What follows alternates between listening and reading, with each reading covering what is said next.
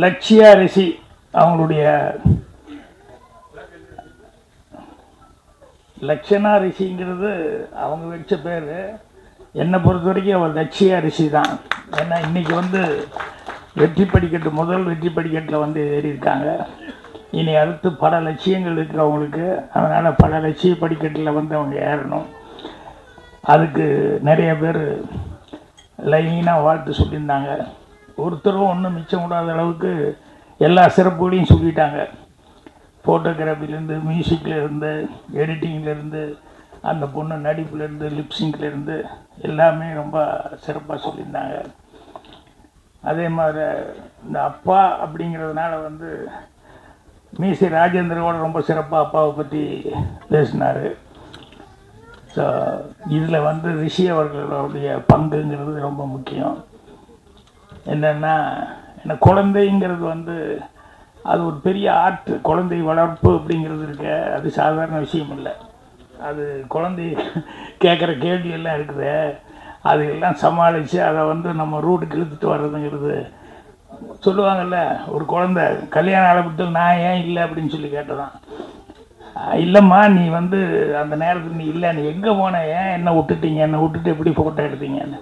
இல்லை அது அந்த நேரத்தில் நீ இன்னும் பிறக்கலைன்னா இல்லை உங்கள் அம்மா வயிற்றில் இருந்தது.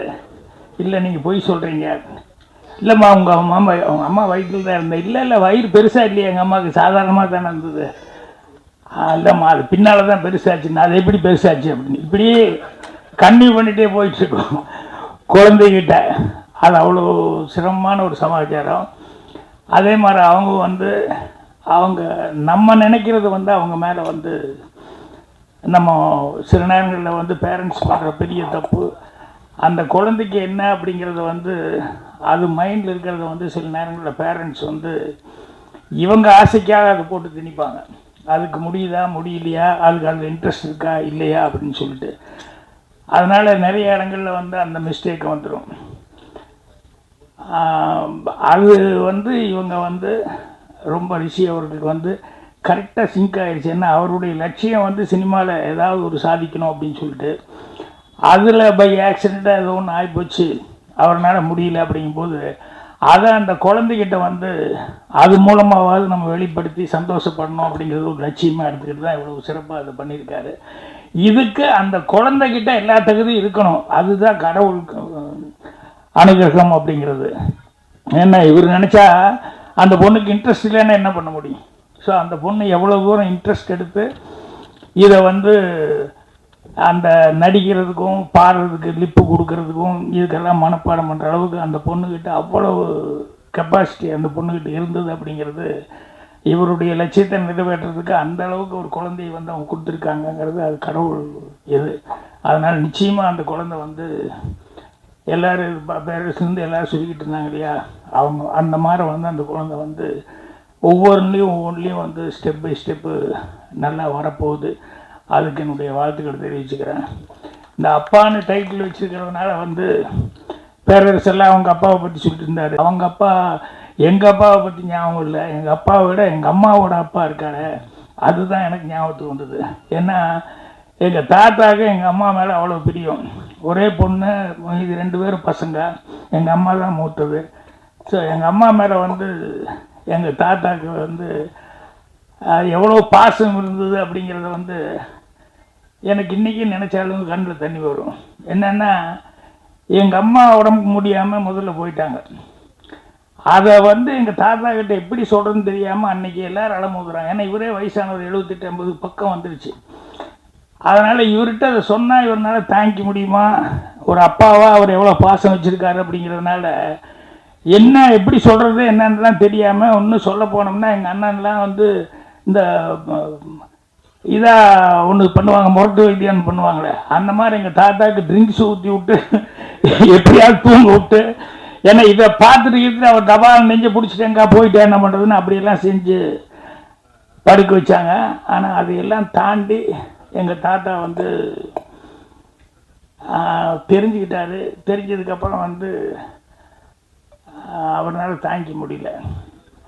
என் பொண்ணு அவள் சந்தோஷம் இல்லாமல் அவள் போய் சேர்ந்துட்டா, நான் இனிமேல் லைஃப்பில் என்னது சந்தோஷம் அப்படின்னு அடிக்கடி எங்கள் பாட்டிக்கிட்ட புலம்பிகிட்டே இருப்பார். ஒரு நாள் நைட்டு ஜன்னல் ஓரமாக படுத்துக்கிட்டு இருந்த ஒரு கட்டிலில் டமான்னு ஒரு சத்தம். எல்லாம் தடாவுடன் எழுந்திரிச்சு போய் பார்த்தா எங்கள் தாத்தா முனகல் சத்தம். என்னடான்னா அவர் கழுத்தில் சுருக்க மாட்டி அந்த ஜன்னல் வழியாக ஜன்னல்லேருந்து அப்படியே கீழே ட்ரை பண்ணிட்டார். சுருக்க மாட்டி போனால் கீழே விழுந்தார். அது உருவிட்டு படாலும் விழுந்து இடுப்பு அடிபட்டு இடுப்பு முடிஞ்சு. என்ன ஆச்சு, எதுக்கு இப்படி பண்ண? இல்லை அம்முலே போயிட்டா, எனக்கு இருக்கு இஷ்டம் இல்லை அப்படின்னு எங்கள் தாத்தா சொன்னார். ஸோ ஒரு அப்பாவுக்கு அவ்வளோ வயசுலேயே கூட எங்கள் அம்மா மேலே எவ்வளோ பிரியம் இருந்தது அப்படின்னு நினச்சி பார்த்தா, இன்றைக்கி எங்கள் தாத்தாவை நினைக்கும் போது எனக்கு இங்கே அப்பான்னு வரும்போது எங்கள் அம்மாவோட அப்பா அவர் எந்த அளவுக்கு சின்ன வயசுலேருந்து எங்கள் அம்மா மேலே பாசமாக இருந்திருப்பார் அப்படிங்கிறது வந்து இப்போ இவங்கெல்லாம் சொல்லிகிட்டு இருக்கும்போது எனக்கு எங்கள் தாத்தா ஞாபகம் தான் வருது. அவர் என்ன ஹியூமரான ஒரு கேரக்டர், இவ்வளோ சீரியஸான ஆள், ஆனால் ஹியூமரான ஒரு கேரக்டர். அவர் இப்போ டெட் பெட்டில் படுத்து இருக்கும்போது கூட இங்கேருந்து நான் போய் பார்க்கலான்னு சொல்லி போனால் ஏதாவது காசு கீசு இந்த தாத்தா அப்படின்னு சொல்லி கொடுத்தோம்னா யார் எங்கள் அத்தை அவங்க இவங்க எல்லோரும் போய் கேட்பாங்க. அவர் வந்து யார்கிட்டையும் கொடுக்க மாட்டார், அப்படி பார்த்துக்கிட்டே இருப்பார்.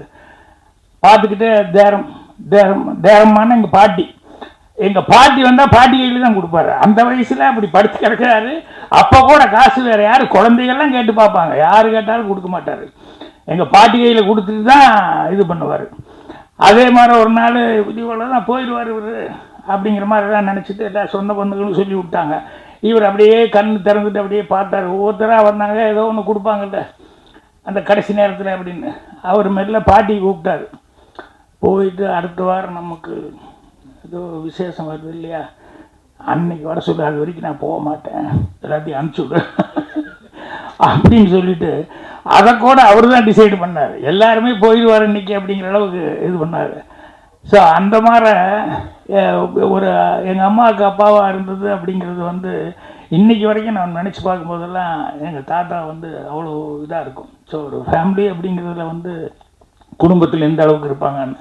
ஸோ இன்றைக்கி வந்து லட்சணா ரிஷிங்கிறது வந்து ரிஷியாக வந்து ஒவ்வொரு லட்சியத்துலேயும் வந்து அவங்க ஜெயிக்கணும். எப்போ அப்பா அம்மா அவங்கெல்லாம் வந்து இவ்வளோ தூரம் கான்சன்ட்ரேட் பண்ணி அந்த குழந்தை இது பண்ணுறாங்களோ, ஏன்னா நிறைய குழந்தைகளுக்கு வந்து சின்ன வயசில் என்ன அவங்களுக்கு லைக்னஸ் அப்படிங்கிறது நமக்கு தெரியாது.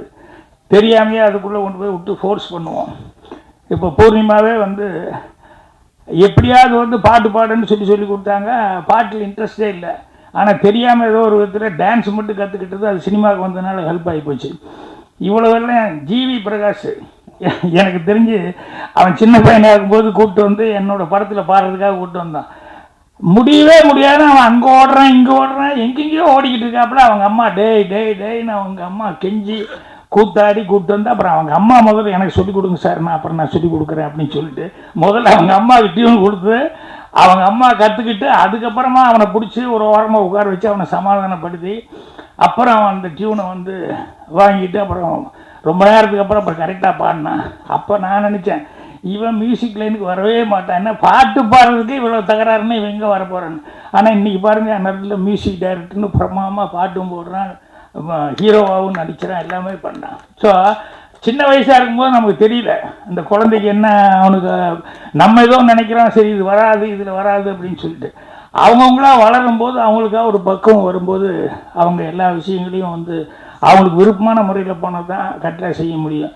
என்னை விட்டுருந்தா நான் ஒர்க் ஷாப் தான் பார்த்துட்டு இருந்திருப்பேன் ஊரில். என்னை வந்து அப்படி தான் பிடிச்சி ஆகுன்னா கொண்டு போய் ஒர்க் ஷாப் பார்த்துக்கோ அங்கே இருக்க வேலைக்காரங்களை பாரு அப்படின்னு சொல்லுவாங்க. எனக்கு அந்த உத்தியோகம் பிடிக்கல, ஓடி வந்ததுனால நான் நினச்ச மாதிரி இருக்க முடியுது. அதனால் அந்த குழந்தைக்கு வந்து இப்போ என்னென்னா பேரண்ட்ஸ் வந்து இவங்க வந்து அவங்க நினைக்கிறது வந்து அந்த குழந்தை மூலமாக நிறைவேற்றுன்னு நினைக்கிறாங்க. ஆனால் அந்த குழந்தைகிட்ட அந்த டேலண்ட் ரொம்ப பிரமாதமாக இருக்குது. அதனால் அந்த குழந்தை வந்து நிச்சயமாக இத்தனை பேர் ஆசீர்வாதம் இருக்கிறதுனால நிச்சயமாக நான் சொன்ன மாதிரி ரிஷியாக வந்து எல்லா லட்சியத்தையும் வந்து சக்ஸஸ்ஃபுல்லாக பண்ணணும் அப்படின்னு சொல்லி என்னுடைய மனமார்ந்த வாழ்த்துக்கள் தெரிவிச்சுக்கிறேன்.